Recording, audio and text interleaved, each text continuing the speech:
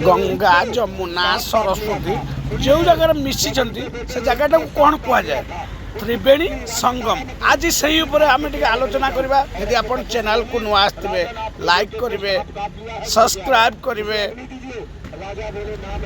नुआ आसले bell icon को बजाई देवे आपण कमेंट करेंगे।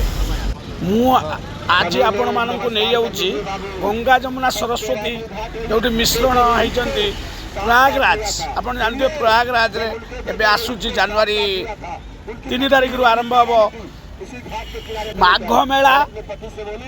एथिरे बहु साधु संत भक्त समस्त एटी बोड़ पकेबे किए बापांकर अस्थि विसर्जन करिवो केउ भक्त भी पितृपुरुष को पिंडदान करिवो।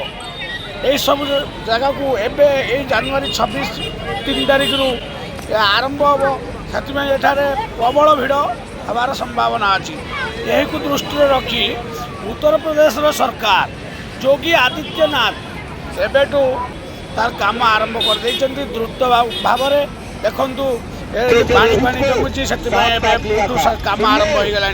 देखो गंगा नदी देखो गंगा नदी जो संगम स्थल रही जगह डंगार लोक जाकि बुड़ पकाती जगह टी आप देखो ये देखिले भी आप किसी भी पुण्य आप अर्जन करेंगे। एबेठू बाबा माने आसवा आरंभ करदे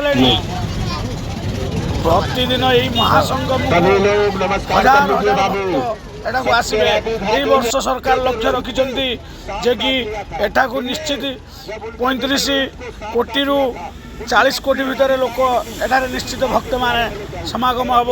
से दृष्टि आगुआ पूरा योजना चली। आपण मानक भी डंगार दृश्य आपण मानक गंगा नदी जमुना नदी त्रिवेणी जगह टी भी आपको देखा आप देखु। चैनल को सब्सक्राइब करने को जमार भूलिए नहीं। जय जगन्नाथ जय जगन्नाथ जय जगन्नाथ।